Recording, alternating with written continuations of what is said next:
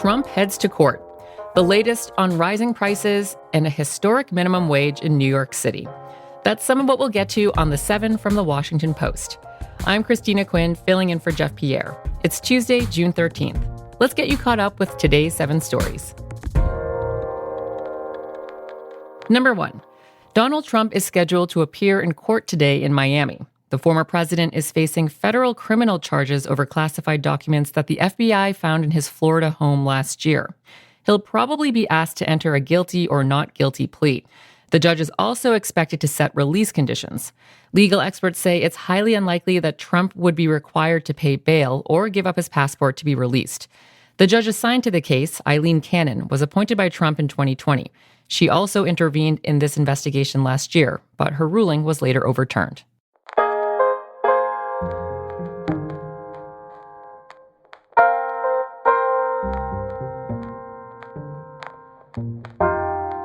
Number 2.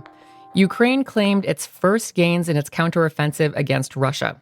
7 villages in the southeast have been taken back from Russian forces. That's according to Ukrainian officials. Ukraine began its long-expected advance last week. If confirmed, these advances would represent modest but politically significant territorial gains as a new phase of the war gets underway. Prices are still above normal. That's our third story.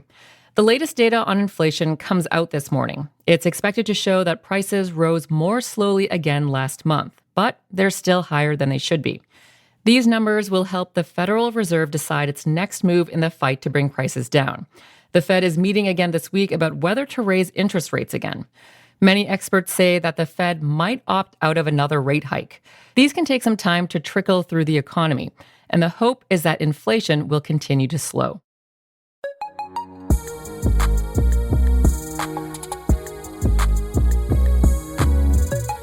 Number 4. The Heat will let it play out. It's over.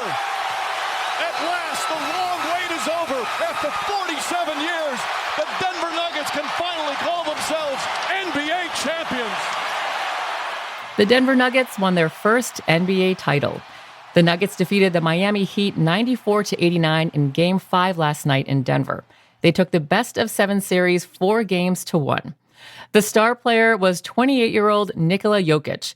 He claimed the Finals MVP award and stated his case for being the best player in basketball.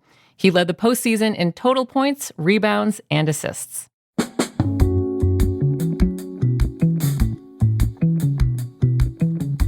Number 5. Actor Treat Williams was killed in a motorcycle accident. Police say that there was a collision involving an SUV and Williams' motorcycle in Vermont yesterday. The crash is being investigated. Williams had a decades-long career in film and TV, starring in the movie Hair and shows like Everwood and Chicago Fire. He was 71.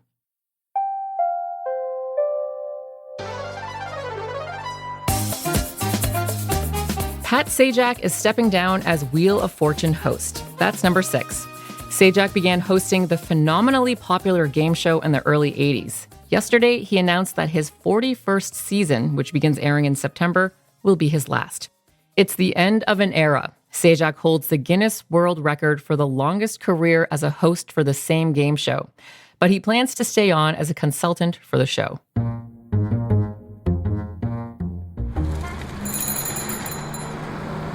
Number 7. New York City is setting a minimum wage for food delivery workers.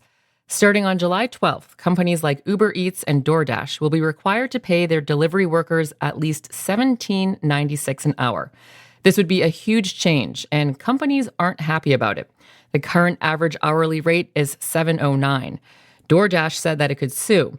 The companies argued that higher wages could lead to more expensive delivery fees, and therefore less demand for deliveries. The new minimum wage could as much as triple the current earnings of the city's some 60,000 drivers.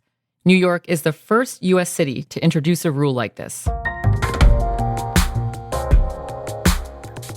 Okay, you're all caught up. Go forth and spread the news.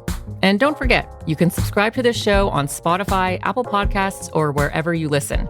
And while you're doing that, you can rate the show too. We love hearing from you. I'm Christina Quinn. We'll meet you back here tomorrow.